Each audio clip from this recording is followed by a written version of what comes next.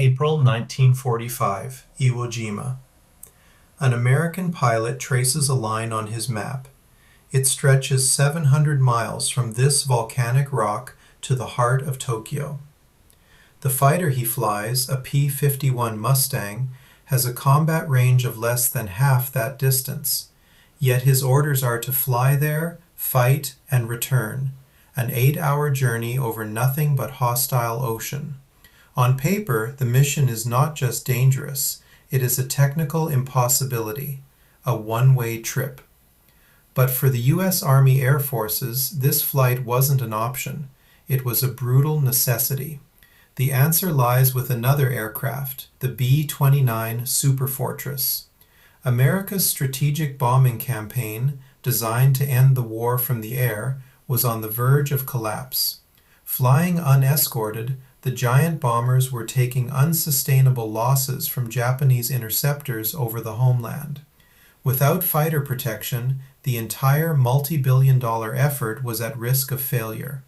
The question was stark. How could a short-range fighter be stretched to fly the longest and most dangerous escort missions of World War II? To understand the gamble, we must first understand the price paid for the runway itself. That runway was on Iwo Jima.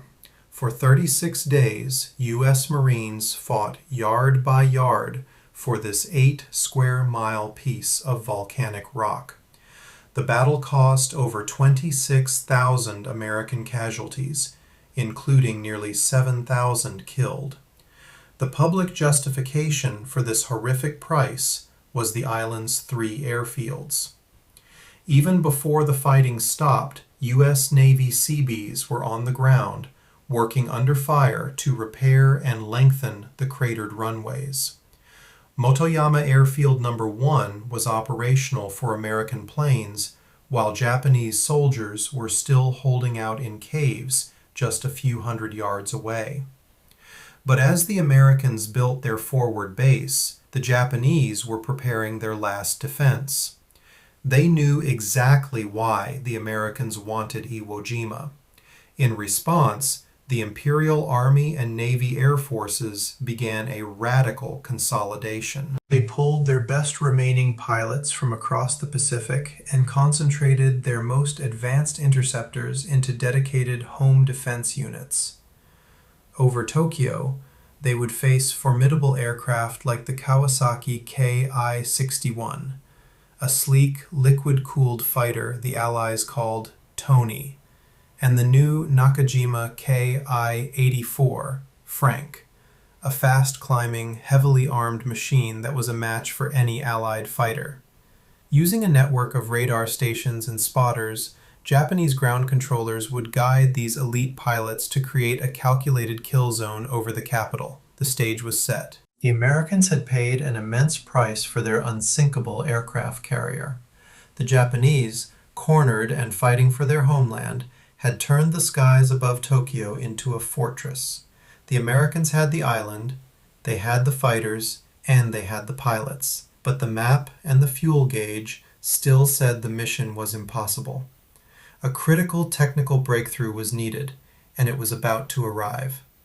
The solution arrived on Iwo Jima's beaches, not as a new aircraft, but in simple wooden crates.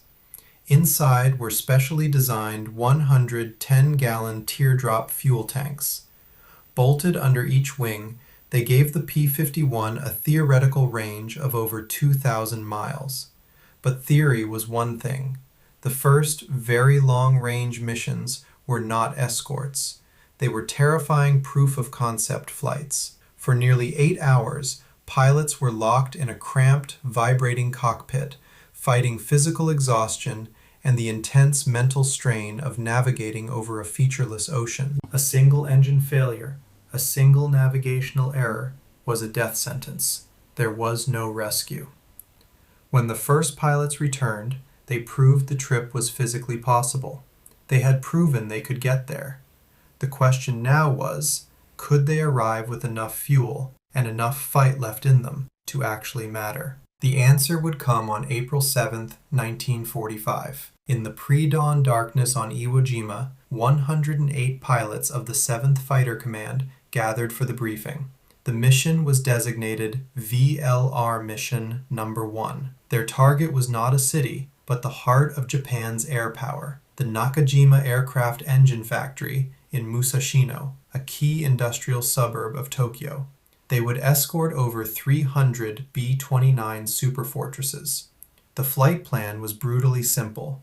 Fly 700 miles north, protect the bombers. Fight, fly 700 miles south. The rules of engagement were just as stark. Stay with the bombers at all costs. Do not get drawn down to chase enemy fighters. The mission's success was not measured in enemy planes shot down, but in B-29s that returned home. Every pilot in the room understood the odds. This was the longest fighter escort mission ever attempted. The roar began at 7:45 a.m. One by one, the P-51s lined up on Motoyama Airfield's narrow strip. Each Mustang was dangerously overloaded. With full internal tanks and two 110-gallon drop tanks, each plane carried nearly a ton of highly flammable gasoline. The aircraft, normally nimble and responsive, felt heavy, sluggish, a flying gas can balanced on a knife's edge. Pilots fought the controls, applying full power, praying the engine wouldn't falter, praying the tires wouldn't burst. A crosswind gust, a moment of overcorrection, was all it would take to send the plane cartwheeling into the line of fully fueled aircraft waiting to take off. For 15 agonizing minutes, the sky over Iwo Jima filled with the sound of straining Merlin engines as the entire group clawed its way into the air. 108 Mustangs formed up, a silver line pointed directly at the Japanese mainland. For the next 3.5 hours, there was nothing but the vast, empty blue of the Pacific. Inside the cramped cockpits, it was an exercise in extreme concentration. Pilots flew in loose formation, conserving energy, their eyes constantly scanning the instrument panel. The fuel gauge was their primary enemy. They manually adjusted their fuel mixture, leaning it out to the razor's edge of engine failure, trying to squeeze every possible mile from every drop. Navigation was a constant worry. They flew a complex dogleg course to avoid Japanese-held islands, using the B-29 formations flying miles ahead and thousands of feet above as their primary navigational beacon. This was a new and imperfect technique. One pilot, losing sight of the bombers, could easily drift off course, alone, with no hope of finding his way back. Meanwhile, in Japan, radar operators were watching them come. The initial plots looked familiar, another massive B-29 formation approaching from the southeast. Air raid sirens began to sound across the Kanto plain. But as the formation drew closer, the radar returns showed something new. Small, fast-moving blips shadowing the bombers. The reports were confirmed by spotters, a massive screen of single-engine fighters. This was not a small sweep. This was a full-scale invasion of their airspace. The order was given to scramble. Japan's best pilots, the last of the veteran aces, ran for their aircraft. From Narimasu Airfield, the elite 47th Sentai, specialists in bomber interception, climbed to meet the threat in their powerful Ki-84 Frank fighters. They were confident. They had always been able to break through to the bombers. Just after noon, high over the outskirts of Tokyo, the radio crackled to life. "Tally-ho! Bandits! 5 o'clock high!"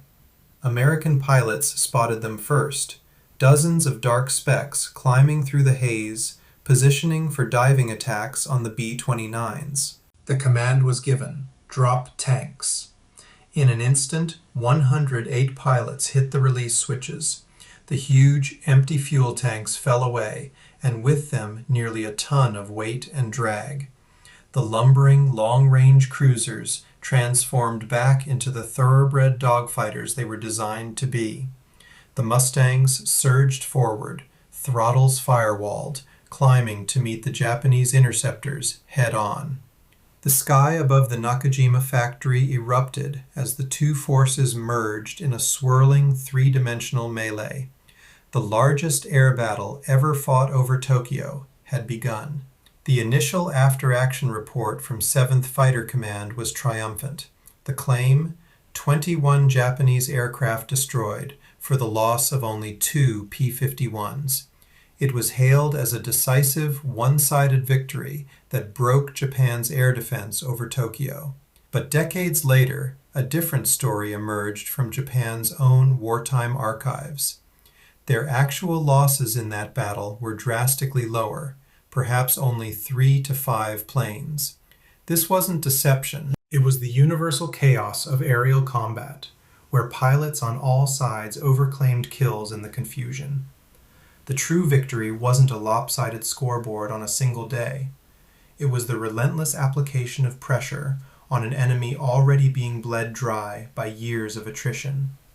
Critically short on experienced pilots, high-octane fuel, and spare parts. But the strategic victory was built on hundreds of individual life-or-death tests. High above Tokyo, Major James Tapp, commander of the 78th Fighter Squadron, spotted a lone Ki-84 Frank breaking through the escort screen, lining up a run on a B-29. Tapp rolled his P-51 to intercept. What followed was a vicious, turning duel of skill and energy. The Japanese pilot was an expert, using the Frank's power to climb and turn, forcing Tapp to counter every move in a chess match of speed and altitude, twisting between the colossal bomber formations. For Tapp, this was the ultimate test of the entire VLR concept. Finally, in a hard turn, he gained the advantage. A short, precise burst from his 6 machine guns struck the Frank's wing root. The interceptor faltered, rolled over, and began its final plunge. And so, the line on the map that a pilot traced on Iwo Jima was no longer an impossibility. It was a weapon, one forged in the savage battle for the island itself, engineered with desperate innovation, and paid for by the sheer endurance of its pilots. The VLR Mustangs did more than save the B-29s. Day after day, they returned to Japan's skies, systematically dismantling its air defenses. They weren't just shooting down planes. They were eliminating Japan's last experienced pilots and burning its final reserves of fuel, clearing the way for the unopposed firebombing raids that followed. The 8-hour flight to Tokyo was a triumph of technology and human will, but its true impact was measured not in the skies, but by the fires it allowed to burn, unopposed, on the ground below.